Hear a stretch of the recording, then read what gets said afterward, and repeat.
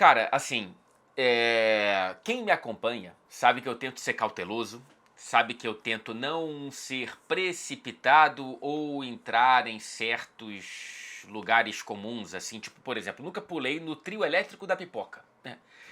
De muita gente chamando o Arsenal de pipoqueiro por conta dos 3 vice-campeonatos da Premier League consecutivos, especialmente no segundo dos 3, né?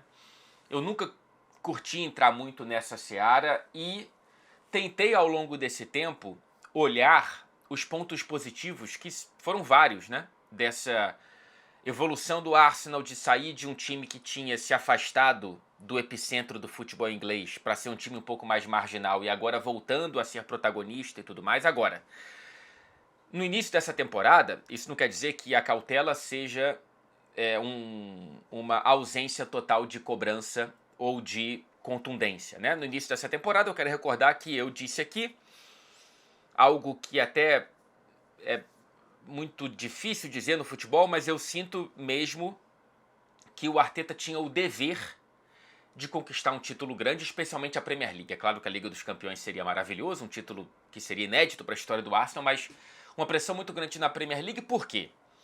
Por conta, claro, dessa evolução, né, de um Arsenal melhorando e se colocando como candidato ao título da Premier League. A temporada passada foi, para mim, a mais grave desde que o Arsenal se recolocou como candidato a títulos, porque não tinha razões para deixar cair tanto o próprio jogo e ser ultrapassado pelo Liverpool numa temporada em que o City não se fez presente, como a gente conhece.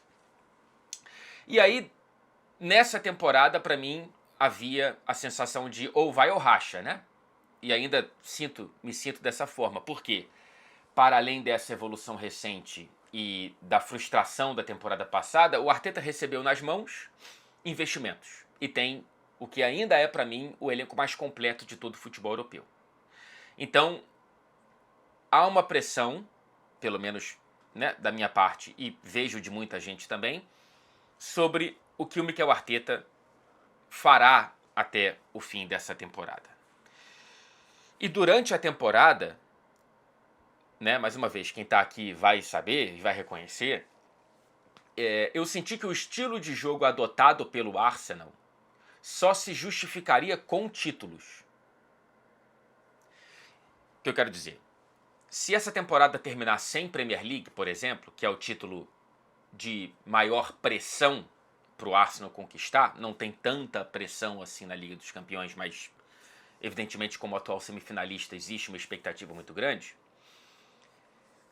Se não conseguir o título da Premier League ou da Liga dos Campeões, não vai sobrar praticamente nada. Porque essa temporada, e aí eu vou arriscar me colocar no lugar do torcedor do Arsenal, se você espremer, tem muito pouca gota de diversão. É um suco que não enche meio copo.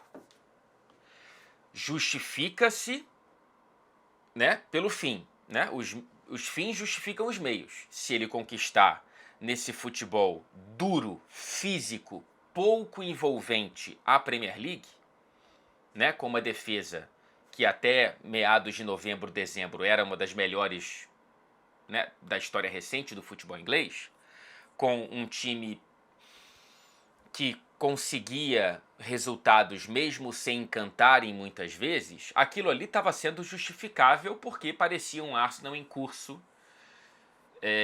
de um título de Premier League pela primeira vez em mais de 20 anos, né? Então, assim, é claro que justifica-se. Porém, se não ganhar, não sobra praticamente nada. E aí, a gente chega nesse ponto em que a gente está depois de um empate indesculpável, injustificável, contra um dos piores times da história do futebol inglês, da história da primeira divisão inglesa, não só da era Premier League, contra um morto-vivo, né? Efetivamente, o Wolverhampton ele já está rebaixado. Ele tinha 9 pontos em 26 rodadas. Né? Agora, 10% dos pontos do Wolverhampton em 27 rodadas foram conquistados contra esse Arsenal. O próprio goleiro do Wolverhampton, o José Sá, deu uma entrevista nessa semana para a DAZN, dizendo, olha, eu admito, a gente não vai ficar na primeira divisão, a gente não vai conseguir, fora um milagre.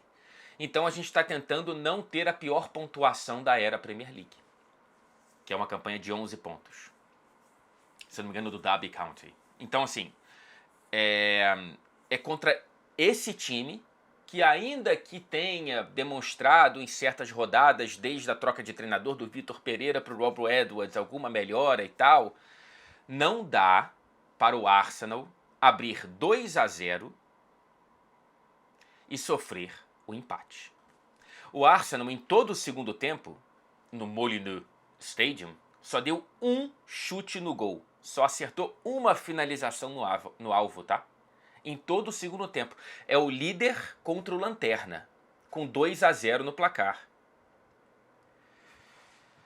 Cara, assim, aí sofre o empate primeiro com um golaço de fora da área totalmente improvável do Hugo Bueno, e depois com uma pataquada entre Gabriel Magalhães e Davi Raya. Eu culpo mais o Davi Raya do que o Gabriel Magalhães nesse lance, tá? Tem um dado bonito aqui, né? Porque foi o primeiro gol do Tom Edozie, que é um jogador da base do Wolverhampton que estreou como profissional nessa partida aos 19 anos de idade, entrou já nos 10 minutos finais e conseguiu fazer esse gol certamente inesquecível para ele, para a família, para o torcedor do Wolverhampton e para o torcedor do Arsenal, evidentemente. E aí esse empate imperdoável, ele junta o pior dos dois mundos nesse momento para o Arsenal, que é um Arsenal jogando mal, mais uma vez, com a ausência do resultado. E o trauma recente se materializando no presente. Né? Assim, é um pacotão do pior possível. Era para ser uma goleada protocolar de um Arsenal para abrir 7 pontos, mesmo com um jogo a mais em relação ao Manchester City, mas abre 7 pontos antes do City entrar em campo no fim de semana contra o Newcastle, no sábado, aqui em Manchester. Ah, mas não tem jogo ganho na Premier? Tem sim. Tem sim. Tem jogo ganho na Premier sim. Contra esse Wolverhampton, é óbvio que era para o Arsenal ter goleado, era para ter feito 3, era para ter feito 4, porém aqui entra. E aí vamos lá. Antes de entrar nesse jogo, só pontuar, tá? Que esse Arsenal conseguiu a proeza de quase não vencer desse Wolverhampton 2 vezes, tá? Lembremos que foi graças a 2 gols contras que o Arsenal conseguiu vencer lá na Bacia das Almas o jogo no Emirates, por 2-1. E um dado importante também aqui, 16% dos gols do pior ataque da Premier League, desse Wolverhampton, foi na melhor defesa, que é a do Arsenal. O Wolverhampton, dos 18 gols que marcou na Premier League, 3 foram contra o Arsenal. E aí, cara, quando você olha para esse segundo tempo, né, com uma finalização no alvo, para esse Arsenal que não quis girar a faca, que quis ter um excesso de controle, né, dando chance para o azar, você tem problemas varridos debaixo do tapete, que já eram problemas, mas eram problemas menores frente aos bons resultados, ganhando holofote. Né? Agora a torcida joga luz em problemas que já eram problemas, mas evidentemente eles ficavam pouco chamativos quando você está numa série de vitórias e você está conseguindo. Cara, o Gyökeres, vamos lá, não é o principal desse jogo, tá? Eu vou dar uma lista aqui, mas eu vou começar pelo ataque. O Gyökeres mais uma vez sai de campo sem acertar o gol. Parece um problema pequeno, mas é quando você olha, em 15 dos 20 jogos do Gyökeres na Premier League, ele saiu sem acertar o gol, 60%. Isso diz sobre o Gyökeres e isso diz sobre como o Arsenal joga. O centroavante, ele não conseguiu ser envolvido nesse jogo ainda. 15 dos 25 jogos o Gyökeres não conseguiu acertar o gol. Gente, isso é Isso aí é para você tocar o sino, isso é para você disparar o alarme, isso aí é para você se reunir e entender o que está acontecendo. Gabriel Jesus, mais uma vez entrou e mais uma vez ajudou a desestabilizar o Arsenal. Temos o problema da camisa 9, já mencionado aqui anteriormente, virando um problemão.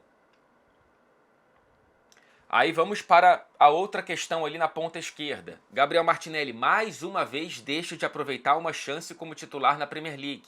Justifica a titularidade normal e padrão do Trossard nos últimos meses. Apenas um dos 11 gols marcados pelo Martinelli foram na Premier League. Os outros 10 foram em Copas, incluindo o brilho recorrente na primeira fase da Liga dos Campeões. Vamos ver quando chegar o mata-mata. Eberechi Eze, mais uma vez, entra em uma rotação muito abaixo do que o jogo pede. O Eze, ele conseguiu ser reserva do Madueke, com o Saka jogando na posição mais central ali no meio-campo, muitas vezes dobrando ali pela direita com o Madueke. Mas o fato é, como o Saka tem que ser titular, na cabeça do Arteta, quem roubou a posição do Eze na ausência do Odegaard foi o Madueke. Assim, eu ainda tem muito o que criticar no jogo do Madueke, mas ele pelo menos já entregou realmente mais do que o Eze com a camisa do Arsenal, então eu entendo completamente. E isso deveria ser algo para o Eze acordar e se olhar no espelho e entender o que está acontecendo. E entra muito mal, e piora o time do Arsenal. E aí as opções do Arteta, por que ele foi tentando colocar uma coleira no time com 2-0? Por que não fazer o terceiro? Por que deixar esse placar perigoso? Cara, é impressionante. E aí, vamos lá. Por que Timber e Zubimendi precisam jogar os 90 minutos quase que sempre? São os dois jogadores de linha com mais minutagem na temporada, o Declan Rice muito próximo. Ainda mais jogando um pouco pior no retrospecto recente, esses dois. Ele não confia no Ben White, ele não confia no Norgard. Tem questões aí que, mais uma vez, ficam debaixo do tapete quando o time está vencendo e sujam a sala quando o time começa a perder pontos. E o time está esfarelando. São 2 vitórias nas últimas 7 rodadas. 10 de 21 pontos possíveis. Menos de 50% de aproveitamento dos pontos, portanto. Em 2026, o Arsenal tem uma Premier League muito fraca. Muito fraca. E aí, é claro que não está nada perdido. É claro que a gente ainda tem muita água para passar debaixo dessa ponte. Mas esse é um momento em que os traumas começam a vir na cabeça de quase todo mundo, inclusive de quem está em campo. E aí eu preciso aproveitar para reforçar o que eu já disse, mesmo enquanto os pontos estavam vindo. É a temporada do Arteta que eu menos gosto. É a temporada em que ele faz menos com mais. Ele já fez mais com menos. Ele já fez muito mais com muito menos. Esse elenco está rendendo menos do que poderia e deveria, e isso tem nome e sobrenome, é Mikel Arteta. Esse elenco pode jogar um futebol muito melhor do que joga. E aí, eu acho mesmo, tá? Que ao fim dessa temporada, especialmente se ganhar, ok. Aí eu acho que é muito difícil uma troca de comando técnico. Mas eu olharia desde já para as possibilidades, porque esse elenco do Arsenal é muito, muito bom. E poderia entregar algo melhor do que defender-se bem por 90 minutos e tentar achar um gol ali, outro aqui, sem entregar um time que pode jogar um futebol melhor. Eu realmente acho a pior temporada que eu já vi do Arteta no Arsenal. Realmente. E agora, efetivamente, está nas mãos do Manchester City. Porque são 5 pontos de diferença. O City tem um jogo a menos. A gente não sabe ainda quando que vai ser disputado, porque que aconteceu para haver esse desequilíbrio, né? Por que o Arsenal está jogando sozinho no meio de semana e por que ele está com um jogo a mais do que o restante? Porque Arsenal e City chegaram na final da Copa da Liga Inglesa. Então, esse jogo do Arsenal contra o Wolverhampton foi adiantado para agora, o que não pôde acontecer com o Manchester City, porque o Crystal Palace está na Conference League. E eu acho que está nos playoffs da Conference ou não? Deixa eu ver. Agora eu estou um pouco... É isso. Joga hoje, inclusive. Na publicação desse vídeo pode ter até jogado. Contra um time impronunciável, Zrinski. Então, assim, o City não jogou no meio de semana porque o Palace não tem data. Então a gente não sabe quando que vai ser esse jogo do Manchester City contra o Crystal Palace, ok? Mas temos um jogo na mão, então se o City fizer o que deve fazer, deve em sentido de dever, né? Não de probabilidade, porque eu não sei como é que vai ser, mas imagino que consiga vencer. Reduz para 2 pontos a diferença para o Arsenal. E temos o confronto direto em Manchester, no dia 18 de abril, na rodada 33, já na reta final. Sabe-se lá qual é que vai ser a diferença entre os dois quando entrarem em campo no Etihad Stadium no dia 18 de abril. Porém, depende do Manchester City ultrapassar o Arsenal. É vencer esses 2 jogos para reverter a desvantagem de 5 em uma vantagem de 1. E aí, cara, quando os traumas entram na cabeça de todo mundo, eu tô falando, por exemplo, dessa imagem que eu coloco aqui na tela. Porque é uma imagem que traz ecos do passado, né? Não garante nada para agora, mas vamos lá. Nas últimas 12 rodadas na Premier League, nas últimas 4 temporadas, olha quantos pontos cada um conquistou entre Arsenal e Manchester City. A única temporada que foi próxima de pontuação foi a 23-24. 1 ponto de diferença entre City e Arsenal em pontos conquistados nas últimas 12 rodadas. O Arsenal já começa essa reta de 12 tropeçando contra o Lanterna. O ponto aqui é: o Manchester City não é aquele Manchester City, ou pelo menos ainda não virou essa versão. Vamos ver. Ainda tem muita água para passar debaixo dessa ponte. Tanto é que não é a versão de Tubarão Branco, ou pelo menos ainda não foi, que temos o Arsenal na liderança com a pior pontuação de um líder da Premier League, depois de 27 rodadas, desde o Leicester, em 15-16. 10 anos depois, temos um líder com a pior pontuação depois de 27 rodadas. O que isso quer dizer? Que o perfil da briga pelo título da Premier League não é o mesmo que a gente se acostumou desde a chegada do Guardiola. Dificilmente, portanto, teremos um campeão com 90 mais pontos. Que eu lembro, foi um mínimo de pontuação inaugurado ali depois de muito tempo, ou reinaugurado pelo Antônio Conte com o Chelsea primeiro e depois com Pep Guardiola e Jürgen Klopp. Então, o Arsenal só está na briga pelo título porque o City não é mais o City. Porque esse Arsenal de hoje é pior do que o Arsenal que já foi vice, com um elenco menos completo. Por isso eu estou batendo no trabalho do Mikel Arteta. E por que você não está batendo tanto no trabalho do Pep Guardiola? Porque é o rapaz que conquistou 6 das últimas 7 edições da Premier League. Quem tem que responder alguma coisa é o Mikel Arteta, não é o Pep Guardiola. É claro que tem pressão no Guardiola, é claro que, né, tem muito dinheiro por ali também, etc e tal, mas a pressão é em quem ainda não entregou nada. Nada. E me deixa irritado a maneira como ele está tentando entregar, porque é um futebol que eu não gosto e que eu sei que muito torcedor do Arsenal não gosta, que só se justifica se ganhar. Então vamos ver o que vai acontecer. Nas próximas 3 rodadas, o Arsenal agora visita o Tottenham, técnico novo, na casa dos Spurs, a torcida vai querer girar a faca para prejudicar a briga do principal rival, até porque girou a faca no Manchester City não tem tanto tempo assim. então para ficar elas por elas, né, vai salivando para cima do Arsenal. Vamos ver a resposta desse time. Depois recebe o Chelsea e visita o Brighton. Enquanto o Manchester City recebe o Newcastle, visita o Leeds e recebe o Nottingham Forest.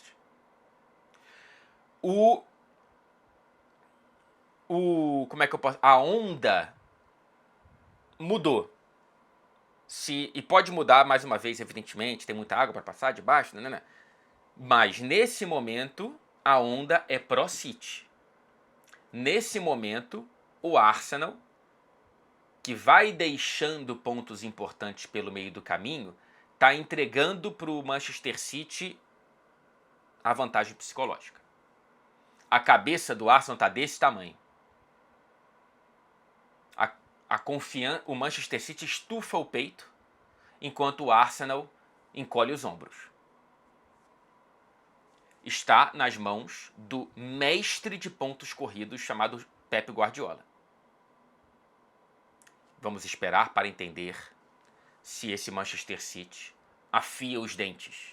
Enfim. Como é que tá a cabecinha nesse pós-carnaval? O mundo está girando mais rapidamente do que o normal. Olha só, se a quarta-feira foi de cinzas, hoje pode ser um dia muito mais colorido com a variedade da palheta de opções na Insider. Independentemente do seu plano para hoje, para amanhã, para os próximos dias, para as próximas semanas, para os próximos meses, a Insider acompanha o seu ritmo, seja trabalho, viagem, carnaval, ressaca, rua, ficar em casa, enfim.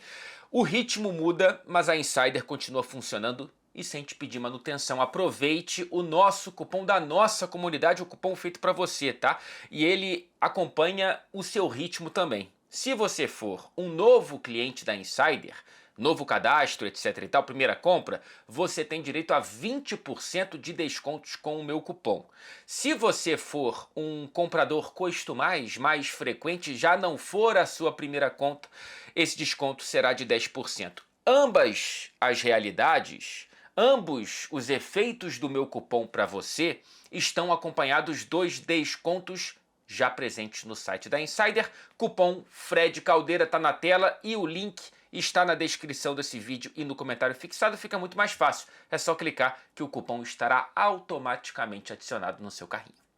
E vamos fechar com dois destaques da Liga dos Campeões, começando, claro, pelo atropelo do Newcastle. Karabag 1, Newcastle 6. Mais de 4.000 quilômetros de viagem, o que, enfim, não é tanta coisa assim para os nossos padrões sul-americanos, né? Mais ou menos uma viagem do Rio de Janeiro para Lima, no Peru, mas para os padrões da Liga dos Campeões é realmente muito extenso. Mais de 4.000 quilômetros simplesmente para o Anthony Gordon jogar pôquer, né?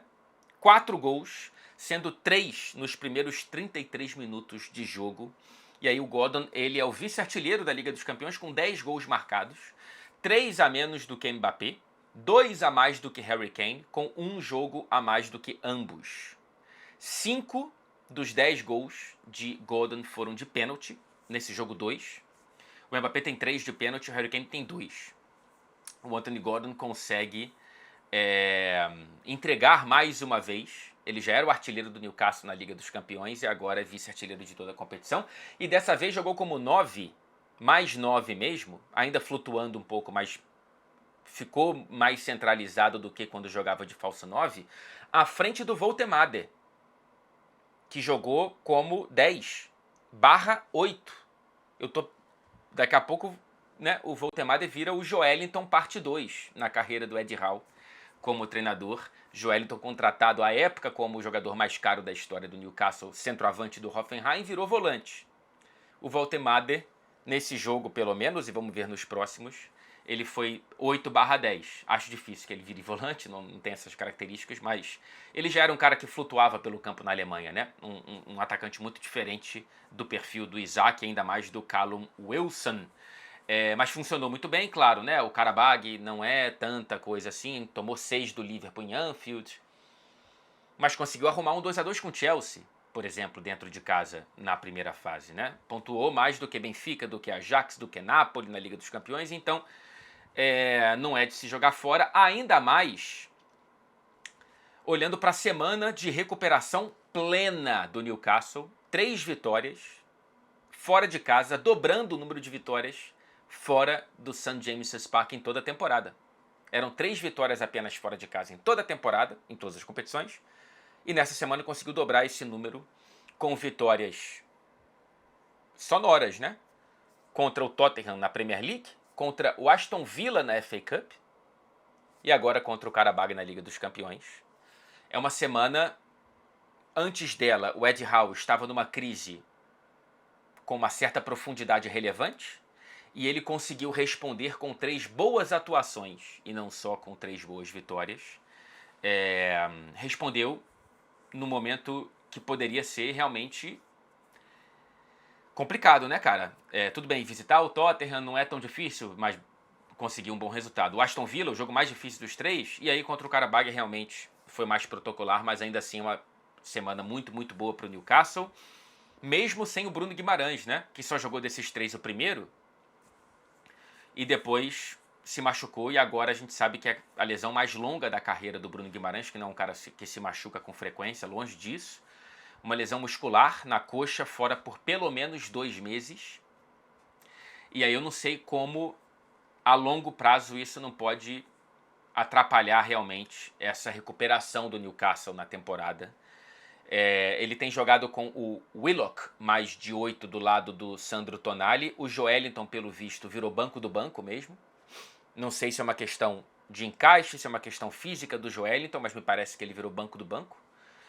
O natural seria o Joelinton do lado do Tonali. Vamos ver na próxima partida, já nesse fim de semana, contra o Manchester City, que é a última nessa sequência de 4 jogos fora de casa, para depois 4 jogos em casa seguidos. Contra o Qarabag, né, time C, para descansar as pernas. Depois recebe pela Premier League Everton e Manchester United, antes de receber o Manchester City agora pela FA Cup. 5 confrontos entre City e Newcastle nessa temporada, viu? 5, cara. 2 pela Premier League, 2 pela Copa da Liga Inglesa, foi isso, né? Não foram 2 pela Copa da... Acho que é isso. E agora 1 pela FA Cup. Ou foi apenas 1? Acho que foi o 4º jogo. 4º ou 5º. E podem, inclusive, se encontrar na Liga dos Campeões. Não é muito provável, mas pode acontecer. 6 ingleses, contando com o Newcastle classificado, evidentemente, nas oitavas da Liga dos Campeões. 100% dos ingleses que entraram estarão nas oitavas. Quase 40% dos 16 clubes presentes nas oitavas de final. Sorteio depois da conclusão, claro, dos playoffs, na sexta-feira que vem, dia 27, tá? Não posso finalizar esse vídeo pós jogos de ida dos playoffs da Liga dos Campeões sem falar do maior carisma europeu da temporada, o Bodo Glimt. Mais uma vez, meu amigo, 3-1 para cima da Inter de Milão, hein? É um time de uma cidade de 55 mil pessoas no norte da Noruega, não enche San Siro, estreante na Champions, vindo de semifinais da Europa League. Então não é um time inexperiente no cenário europeu. Fez uma campanha histórica na temporada passada na Europa League e agora repete com um grau de dificuldade maior a história, algo histórico na Liga dos Campeões. Cara, é um elenco avaliado em 49 milhões de libras. Elenco é um valor de um Madueke, tá? Para o Arsenal. A maior contratação da história do Bodo Glimt custou 4 milhões de libras, 4,5 de euros, 10, 11% de um Lucas Paquetá para o Flamengo. E por conta do rigoroso inverno, claro, né? No norte da Noruega, quase no Polo Ártico, o calendário norueguês é como o nosso brasileiro, né? As competições vão de janeiro a dezembro.